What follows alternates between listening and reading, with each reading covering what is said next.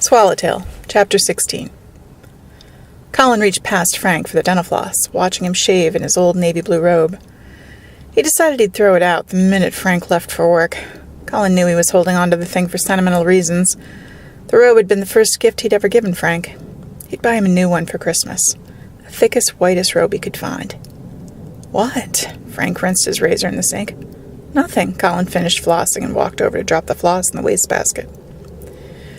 Either tell me what it is, or stop thinking so loudly, Frank advised as he patted his face dry on a hand towel. He walked over to the marble wastebasket, glared at Colin, picked the floss out and returned.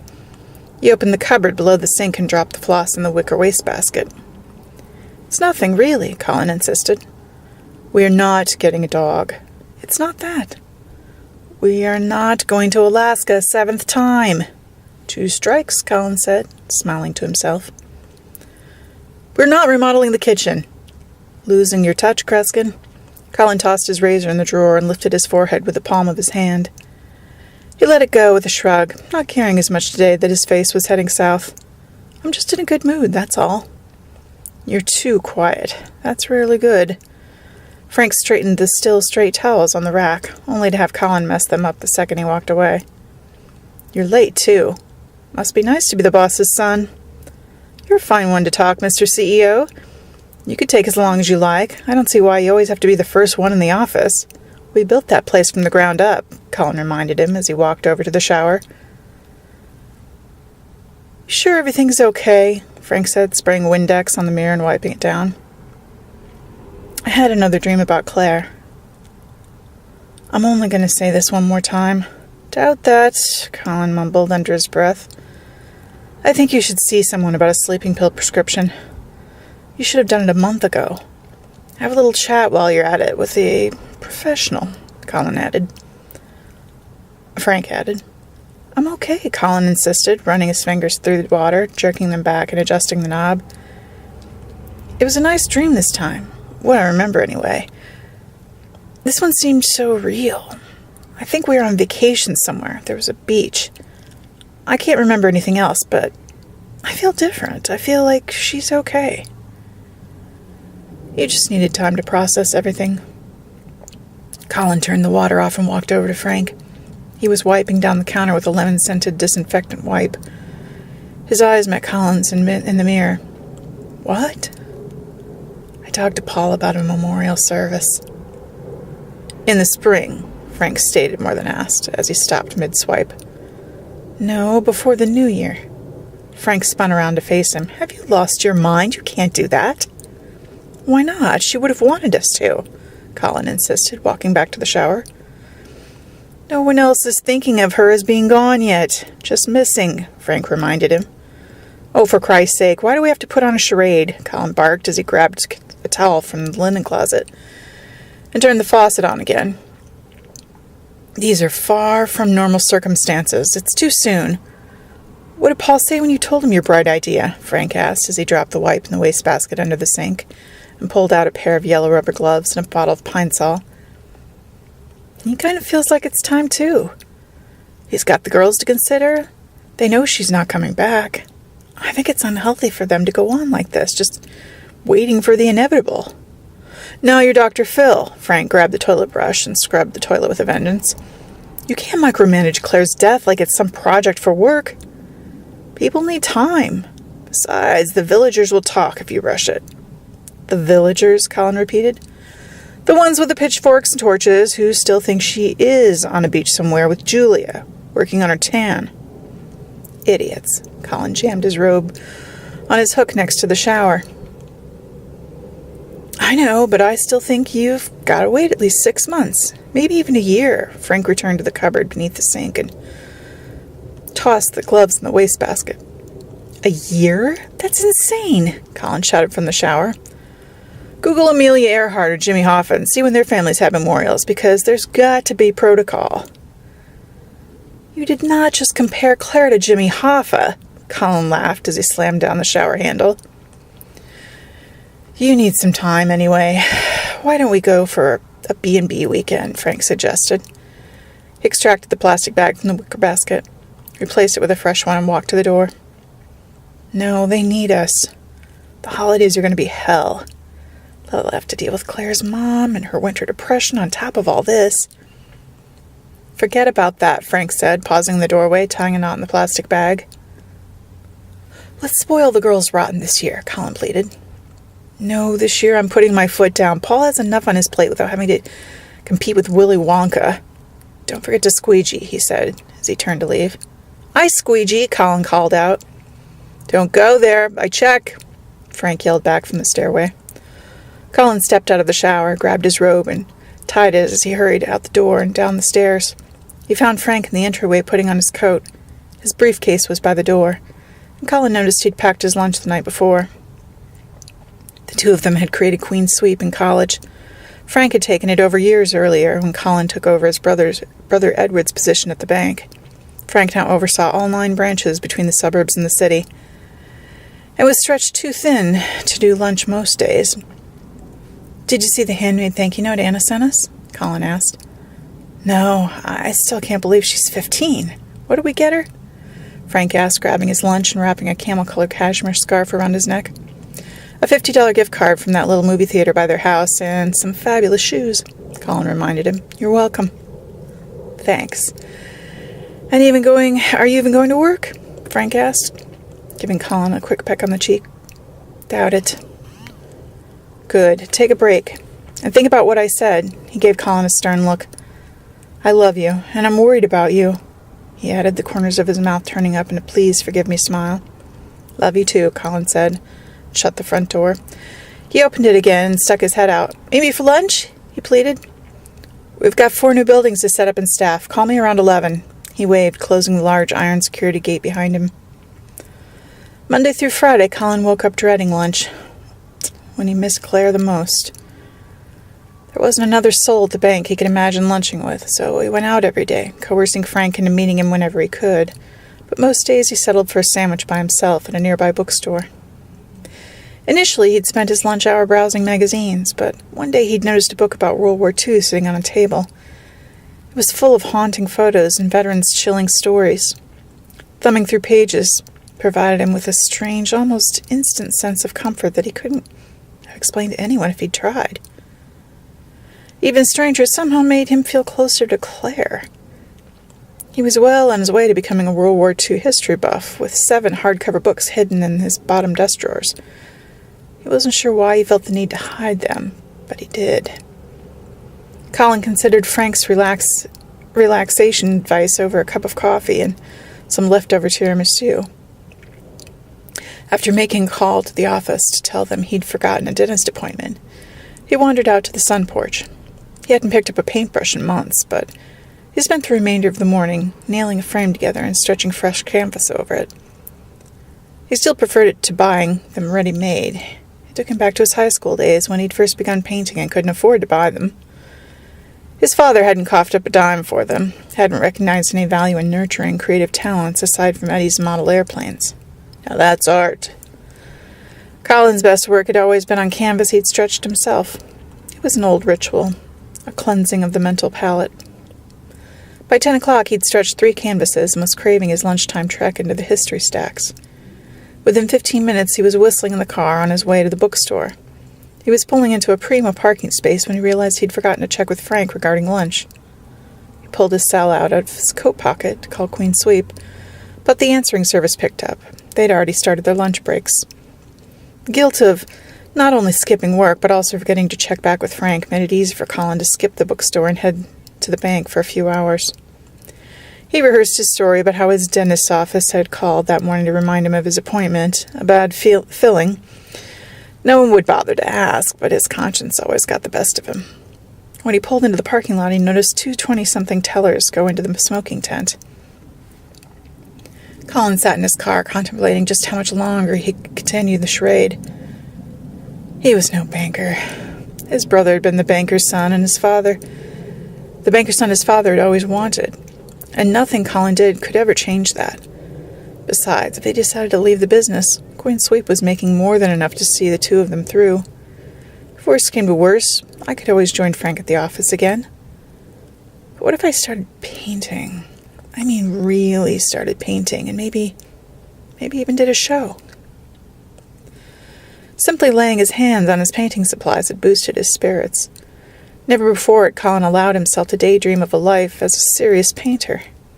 But ever since Claire had vanished without a trace, it had become harder to ignore just how quickly life could change. Or disappear altogether. How long can I last in banking? What's the point? His incessant need to prove his worthiness to his father was fading. A lifetime rotting at a job he hated suddenly seemed an outrageous price to pay for simply being who he was. A gay painter. Maybe even a good one. For whatever reason, today he could easily picture his work hanging in the gallery. Colin could no longer ignore the overwhelming urge to be completely true to himself. He glanced towards the tent again. His constant efforts to keep Claire's name out of the mud were failing.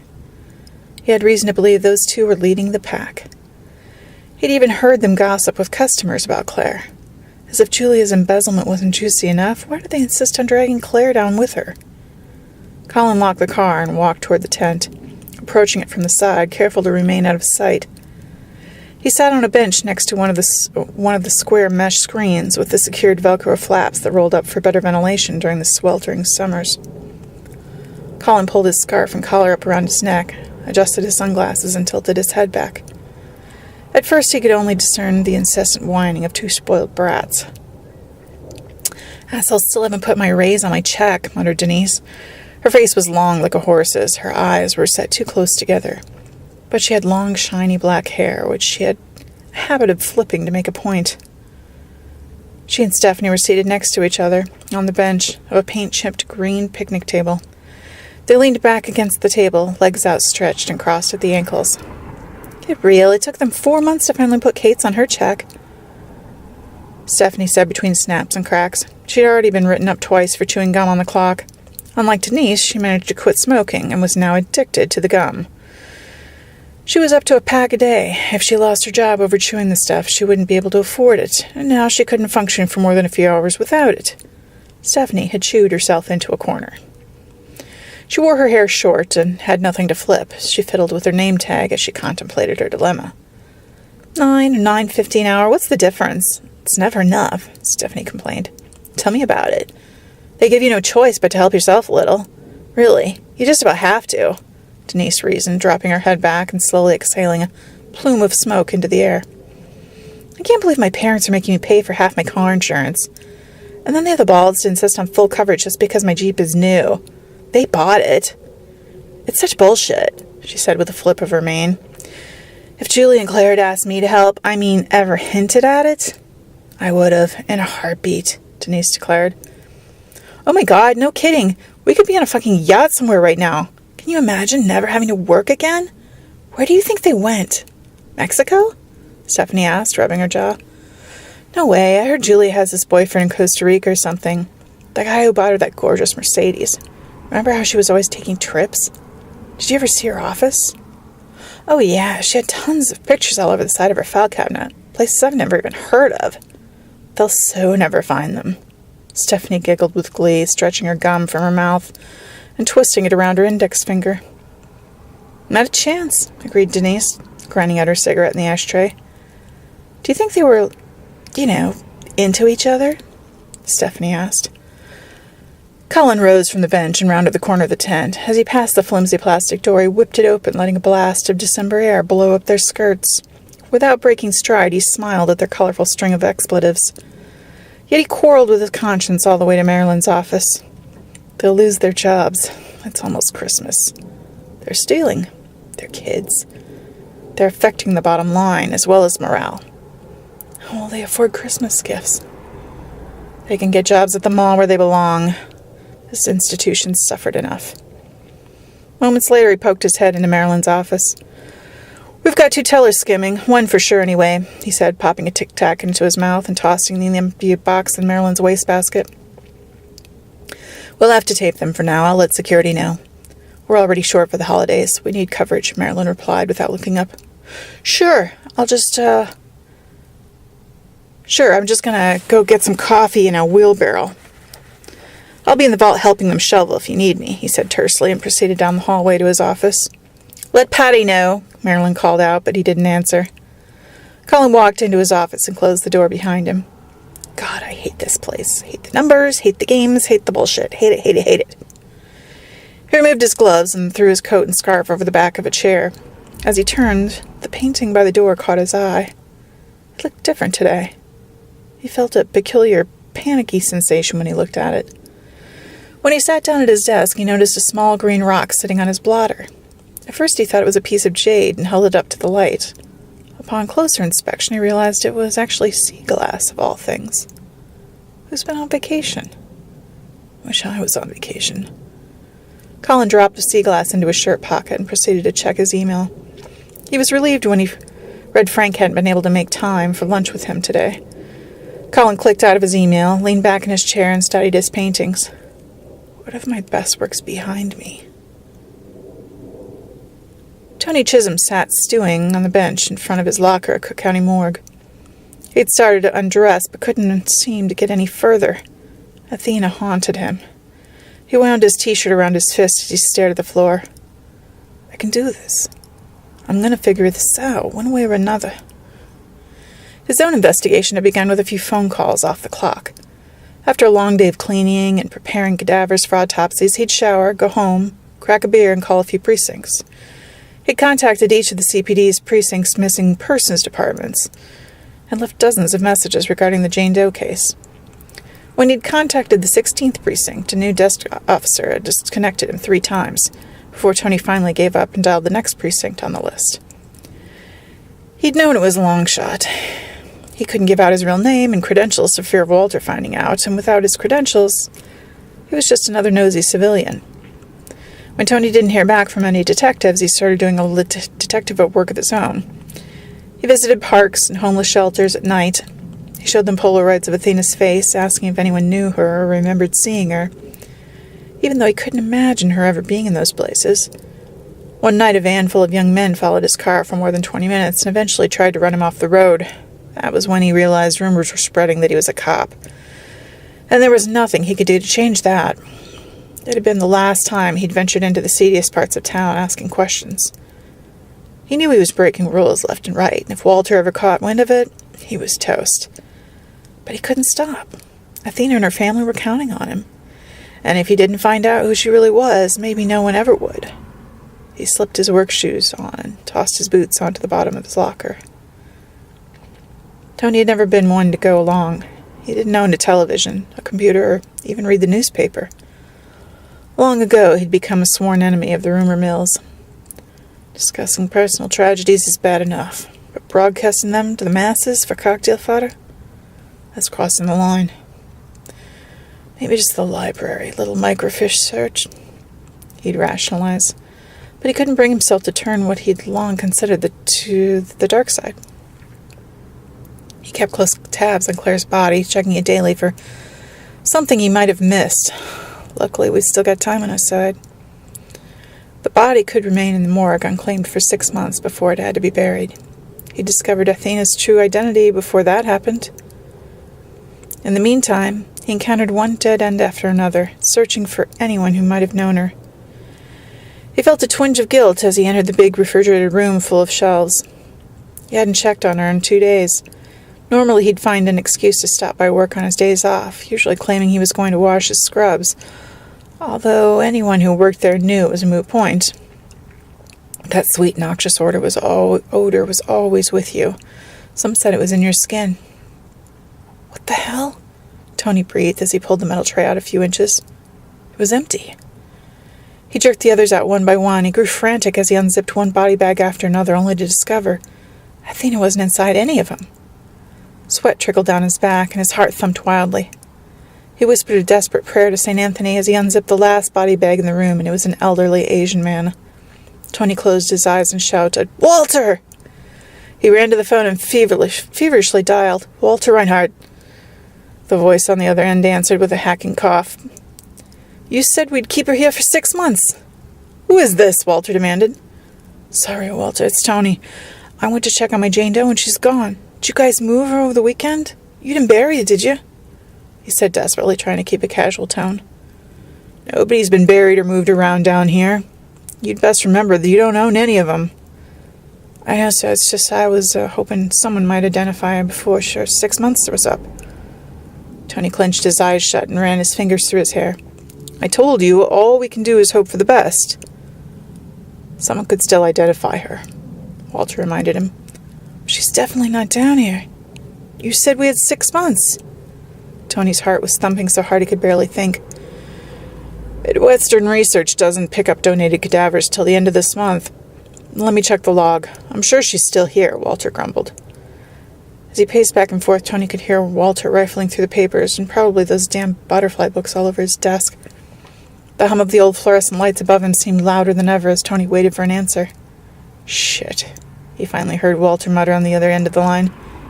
What happened? Midwestern was here Saturday, Walter answered. No, Tony slammed his fist on the stainless steel counter. Now, they were scheduled to pick up 2 males and a female shipped over from Evanston. They had a cooler go down, and I told them we had room, but that Jane Doe wasn't one of them. She was ours, and she was marked. We've got to get her back pronto. If they took her by mistake, Does can't be donated to science. State law. Right. Tony was biting the knuckle of his index finger to keep every foul word he knew from escaping. If somebody were to identify a Doe after a bunch of med students had been carving on her, well, that'd be one hell of a lawsuit, Walter explained. What Tony had already begun to imagine. Has it ever happened? Probably, or they wouldn't have passed the law, but we've never had it happen here, not on my watch. That's the last thing I need with just 3 weeks to go. Jesus, Mary Joseph. Nah, mix-up isn't very likely. We'll track her down, but I don't want to see you getting so attached to your cadavers. You hear me? Yes, sir, Tony replied, pressed a finger to the cradle, ending the conversation.